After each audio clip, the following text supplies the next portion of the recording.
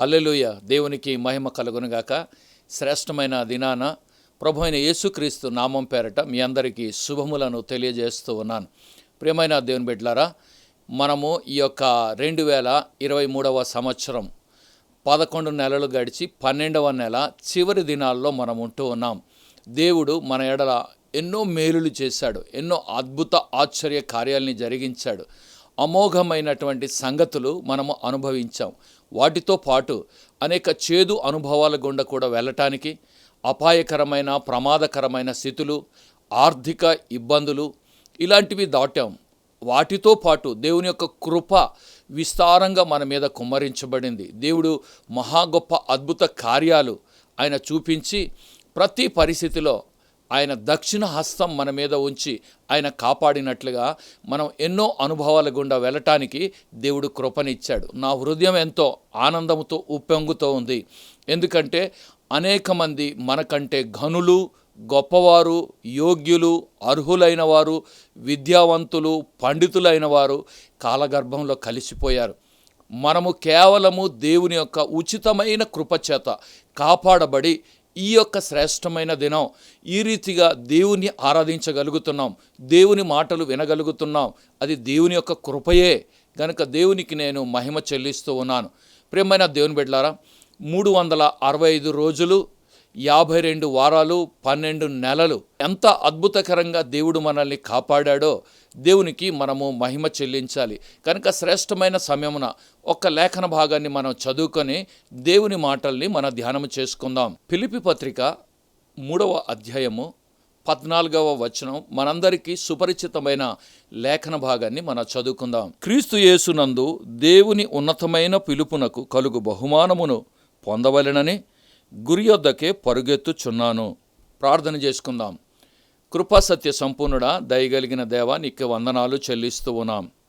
ఈ యొక్క సంవత్సరము ప్రారంభం మొదలుకొని ఈ చివరి దినాల వరకు ప్రభు నీ కృపను మాకు కుమ్మరించి నాయన సహాయం చేసిన విధానమును బట్టి నీకు కృతజ్ఞతాస్తుతులు చెల్లిస్తూ ఉన్నాం. నాయన ఈ సంవత్సరం పొడుగున మేము చేసిన కార్యమును బట్టి బహుమానమునకు యోగ్యులమో కామో అని పరీక్షించుకొనుటకు ఈ దినం నీ లేఖన భాగాలను ధ్యానము చేసే ధన్యతను మాకు ఇచ్చినందుకు వందనాలు చెల్లిస్తూ మాతో మాట్లాడమని, మా జీవితాలు మేము పరిశీలించుకొని దేవుని దీవెనలతో అనేకులకు దీవెనకరమైన బిడలుగా ఉండగలిగిన యోగ్యత, అర్హత మాకు దయచేయమని యేసు నామమున ఈ ప్రార్థన అడిగి వేడుకొనుచున్నాము తండ్రి, ఆమెన్.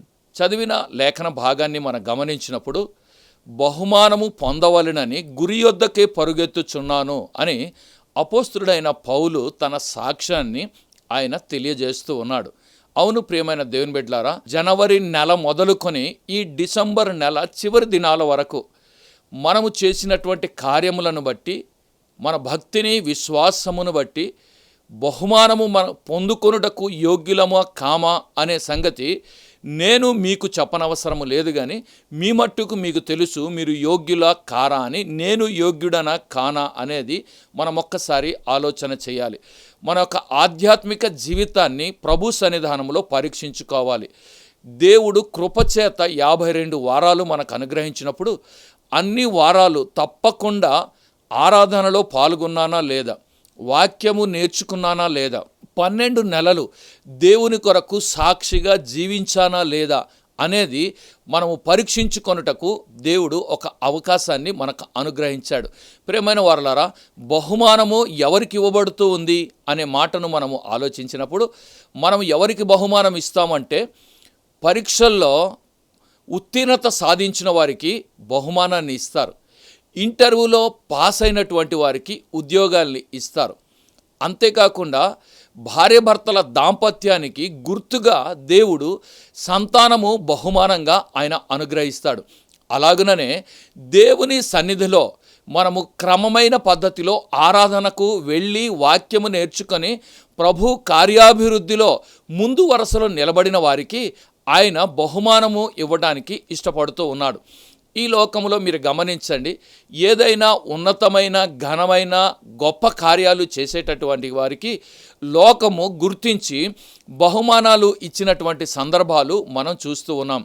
ఈ సంవత్సరం అంతా కూడా 365 రోజులు దేవుని కొరకై మనం ఏమి చేశాము అనే దాన్ని బట్టి దేవుడు మనకు బహుమానము ఇవ్వడానికి ఇష్టపడుచున్నాడు. కానీ ఆ బహుమానము పొందడానికి మనము యోగ్యులమా కామా అనే సంగతిని శ్రేష్టమైన సమయంలో మనము గుర్తు చేసుకోవాలి. ఈ ఆధ్యాత్మికమైన పరుగు పందెములో మనం గమనించినప్పుడు క్రీడా రంగాల్లో అయితే మొదటి బహుమతి, రెండవ బహుమతి, మూడవ బహుమతి, first prize, second prize and third prize అని ఈ ప్రైజులు ఇచ్చేటటువంటి సందర్భాల్ని మనం గమనిస్తూ ఉన్నాం.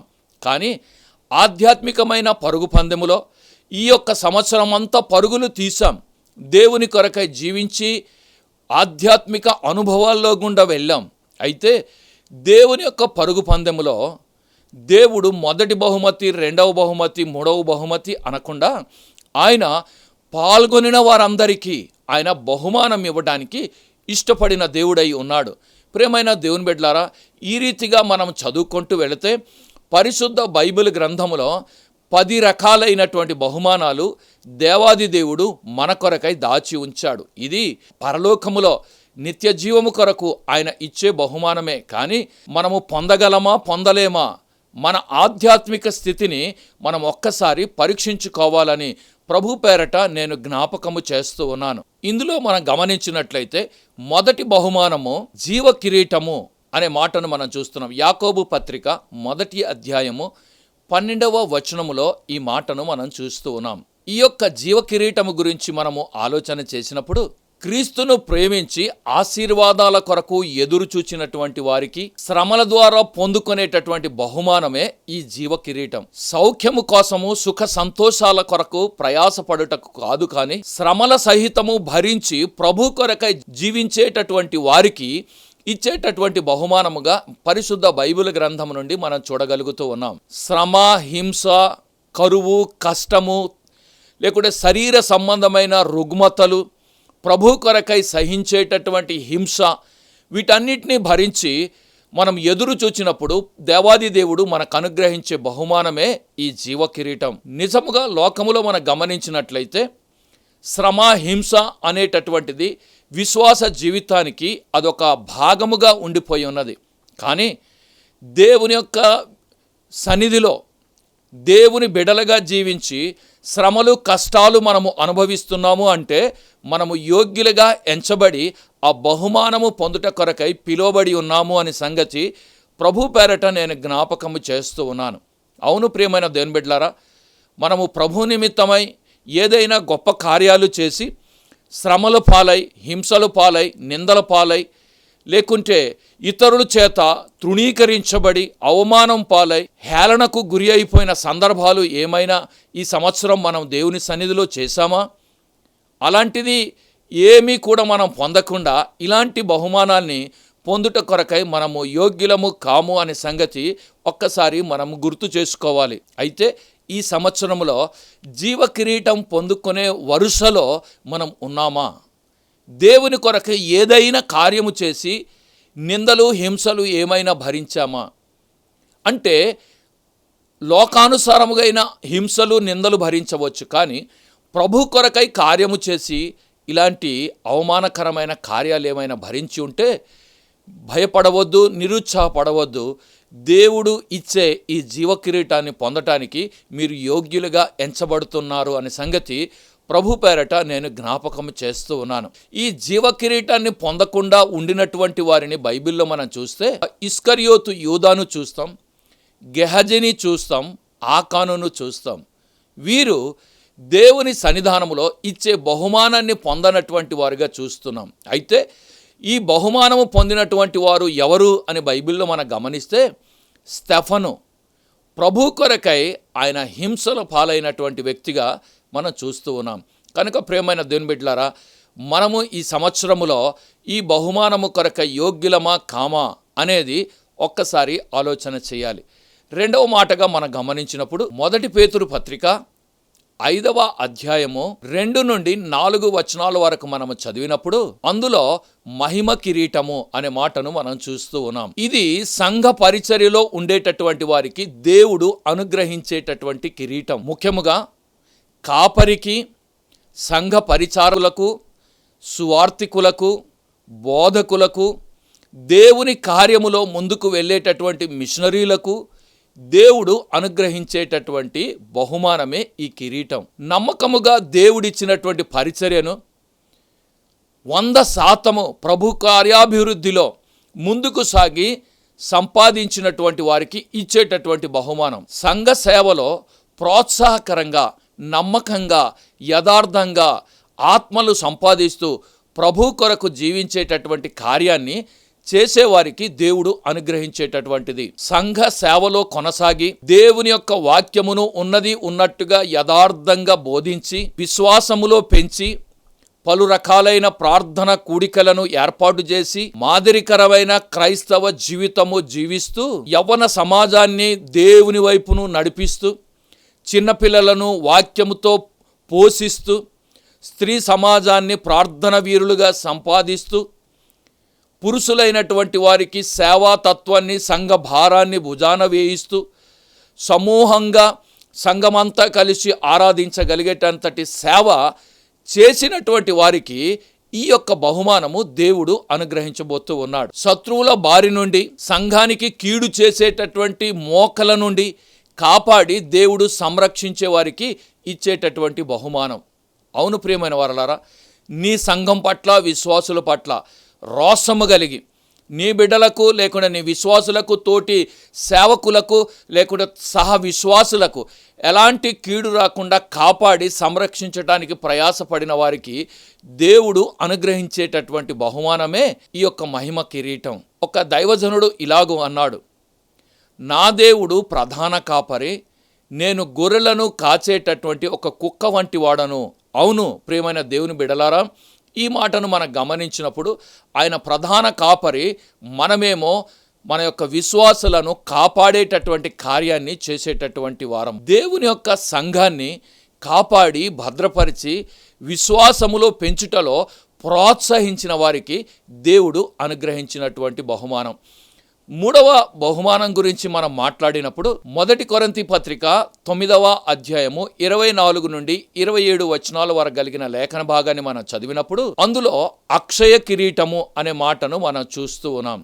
అంటే క్షయము కానటువంటిది, అక్షయమైనటువంటి కిరీటాన్ని దేవుడు అనుగ్రహించేటటువంటి వాడై ఉన్నాడు. ఈ జీవన క్రీడలో విజేతలైనటువంటి వారికి దేవుడు అనుగ్రహించేటటువంటి బహుమానం. అంటే ఆధ్యాత్మికమైన క్రమశిక్షణలో పెరిగినటువంటి వారికి, సంఘ కార్యక్రమాల్లో తూచా తప్పకుండా పాటిస్తూ సంఘ నియమాలను నా బాధ్యతగా పాటిస్తూ బహుమానం పొందడానికి ఎదురు చూచే వారికి ఇచ్చేటటువంటిది. సంవత్సర పొడుగున సంఘము చేసినటువంటి కార్యక్రమాల్లో, సువార్త సేవలో, సంఘ కూడికల్లో, సంఘ సహవాసములో, సంఘములో జరిగే ప్రతి సంఘటనల్లో పాలు పంపులు పొంది నా వంతుగా క్రమమైన పద్ధతిలో సంఘాభివృద్ధి కొరకై పాటుపడిన వారికి దేవుడు అనుగ్రహించినటువంటి ఈ బహుమానమే అక్షయ కిరీటం. దేవుని కార్యములో బద్ధకము కానీ, సోమరితనము కానీ,